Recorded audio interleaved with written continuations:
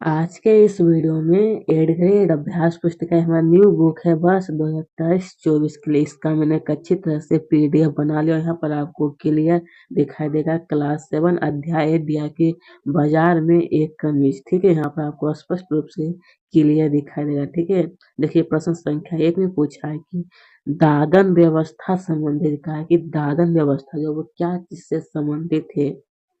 इसमें आपको सही टिक लगाना है। इसमें आपको सही टिक लगाना है इसमें कि बुनकरों द्वारा घर पर कपड़ा तैयार करना। ठीक है, दादन व्यवस्था से संबंधित यही है। ठीक है, इसमें आपको टिक लगा देना है। चलिए क्वेश्चन नंबर 2 में देखिए पूछा गया है कि निर्यातक का है, निर्यातक का संबंध किससे। तो यहाँ पर ऑप्शन दिया गया है कि बाजार में माल बेचना, मॉल में माल बेचना, विदेश में माल बेचना या फिर साप्ताहिक बाजार में माल बेचना। तो सही टिक हो जाएगा विदेश में माल बेचना। ठीक है, इसमें आपको अच्छी तरह से टिक लगा लेना है। ठीक है, चलिए यहाँ पर आपको स्पष्ट रूप से क्लियर दिखाई देता है। प्रश्न संख्या 3 में देखिए पूछा है कि संसार के सबसे विशाल कपड़ा बाजार में से भारत के किस राज्य का स्थित का है। भारत के किस राज्य में स्थित है संसार का सबसे बड़ा कपड़ा जो है। तो ऑप्शन दिया है कि उत्तर प्रदेश, तमिलनाडु, महाराष्ट्र या फिर मध्य प्रदेश। सही टिक हो जाएगा तमिलनाडु। क्या होगा जी, तमिलनाडु में यहाँ पर कपड़ा जो है बहुत विशाल कपड़ा यहाँ पर है। ठीक है, प्रश्न संख्या 4 में देखिए पूछा है कि कपास के फल जिन जिनमें रुई भरी होती है उसे क्या कहते हैं। कपास का जो फल था उसमें देखिएगा रुई भरा हुआ रहता है। ठीक है, तो उसे क्या कहते हैं। तो उत्तर में लिखना है कि कपास का फल जिसमें रुई भरी होती है उसे डोडे कहते हैं। क्या कहते हैं ये, डोडे। ठीक है, आपको याद रखना है। यहाँ देखिए आपको स्पष्ट रूप से क्लियर दिखाई देता होगा। प्रश्न संख्या 5 में देखिए पूछा है कि मुनाफा शब्द का क्या अर्थ है। आशय का मतलब का अर्थ क्या होता है, अर्थ का इसका क्या अर्थ है। तो उत्तर में लिखना है ये जो आमदनी है उसमें से सारे खर्चे को घटा देने के बाद बचने वाली राशि को मुनाफा कहते हैं। क्या कहते हैं, मुनाफा। जैसे कि मान लीजिए कि कोई दुकानदार है वो सामान को 20 रुपया में खरीदा और जो जो खरीदने वाला जो है उससे मान लीजिए कि 30 रुपया में बेचा।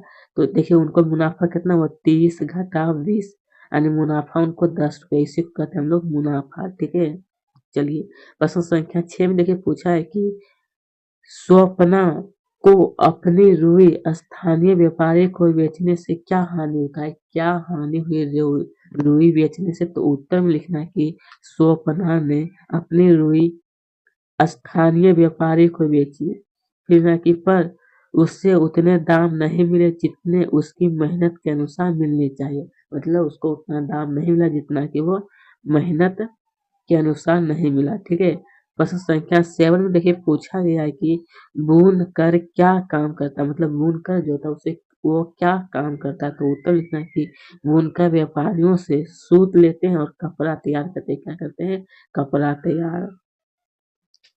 क्वेश्चन नंबर 8 में देखिए पूछा गया है कि दादन व्यवस्था को समझे। देखिए ये वाला प्रश्न जो था हमारा ऑब्जेक्टिव में भी पूछा गया था और कहा कि इसको समझाने के लिए।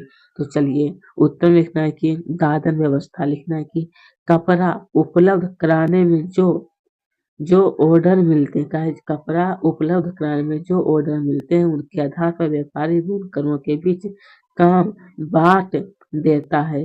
बुनकर व्यापारी सूत लेते हैं और कपड़ा तैयार करते हैं। बस इतना आपको नोट करना है, इतना है आपको अच्छी तरह से नोट कर लेना है। ठीक है, तो चलिए दोस्तों अब हम लोग आगे बढ़ते हैं तक आपको स्पष्ट रूप से समझ आ गया होगा। क्वेश्चन नंबर 9 में देखिए पूछा है कि बुनकरों के लिए सहकारी संस्थाएं क्यों स्थापित की है। किसके लिए, तो कहा है आपको बुनकरों के लिए सहकारी संस्थाएं जो वो क्यों स्थापित किया गया है। तो उत्तर लिखना है कि हमने देखा है कि दादन व्यवस्था क्या चीज। तो दादन व्यवस्था में व्यापारी बुनकरों को बहुत कम पैसे देते हैं।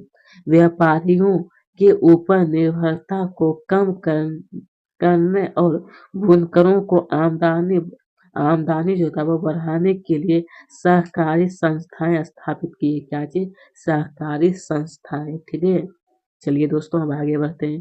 क्वेश्चन नंबर 10 में देखिए पूछा है कि बताइए क्या क्या एक बड़ा बाजार सबको लाभ पहुंचा सकता है। क्या है कि क्या एक बड़ा बाजार जो वो सबको लाभ पहुंचा सकता है? तो देखिए उत्तर में आपको लिखना है कि हाँ, एक बड़ा बाजार सबको लाभ पहुंचा सकता है, क्योंकि यहाँ सभी लोग की जरूरतों की वस्तुएं उपलब्ध होती है। मतलब कि बड़ा बाजार जो होता है उसमें क्या होता है, सभी चीज जितनी भी चीज होता है लोगों को वहां पर मिल जाता है, ठीक है। और यहाँ से कुछ अपनी कमाई भी करते हैं। चलिए अब इसके आगे बढ़ते हैं। इसका आगे पूछा है प्रश्न संख्या देखिए 11 में दिया है कि कपास मंडी में धागा बनाने तक की कपास की यात्रा को समझाता है। कपास जो होता है वो मंडी से धागा बनाने तक की कपास का है यात्रा समझाने के लिए। तो उत्तर में देखिए आपको लिखना है कि पहले किसान खेत में कपास का देखिए कपास जो होता है वो खेत में उगाया जाता है, ठीक है। फिर उसे व्यापारी को बेचता है, फिर वह उद्योग हो जाता है। उद्योग का इंग्लिश होता है फैक्ट्री का आता है, फैक्ट्री जाता है जहाँ उसके बीज हटाकर और दबाकर गट्ठर बनाते हैं। क्या चीज? तो गट्ठर बनाते हैं। फिर सूत काटने से कपास के गड्ढे बनाया जाता है। क्या चीज? कपास का गड्ढी, ठीक है। इतना आपको नोट कर लेना है। क्वेश्चन नंबर क्वेश्चन नंबर 12वां प्रश्न दिया है कि बुनकरों की क्या क्या विशेषता होती है। किसकी? तो बुनकर जो होता है उसकी क्या क्या विशेषता होती है। तो उत्तर लिखना है कि बुनकरों को व्यापारी सूत देते हैं, बुनकरों को व्यापारी सूत देते हैं, फिर वो कपड़ा तैयार करते हैं।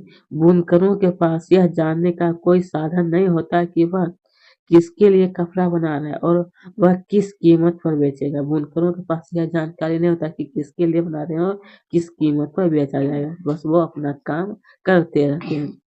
क्वेश्चन नंबर 13वां प्रश्न दिया है कि बाजार से लाभ के आधार पर असमानता कैसे दिखाई देती है। कहा है कि बाजार में आपको कहा है कि बाजार में लाभ के आधार पर असमानता कैसे दिखाई देती है। तो उत्तर में लिखना है कि विदेशी व्यवसाय ने बाजार में अधिक मुनाफा कमाया, उसकी तुलना में वस्त्र निर्यातक का लाभ मध्यम श्रेणी रहा। कैसा? तो मध्यम श्रेणी का रहा। फिर लिखना है कि दूसरी ओर वस्त्र निर्यातक फैक्ट्री के कामगार मुश्किल से केवल अपनी रोजमर्रा की जरूरतों की पूर्ति लायक ही कमा सके। इस प्रकार हमने देखा है कि कपास उगाने वाले छोटे छोटे छोटे किसान और इरोडा के बुनकरों ने मेहनत की, लेकिन बाजार में उन्हें उनके उत्पाद का उचित मूल्य नहीं मिला।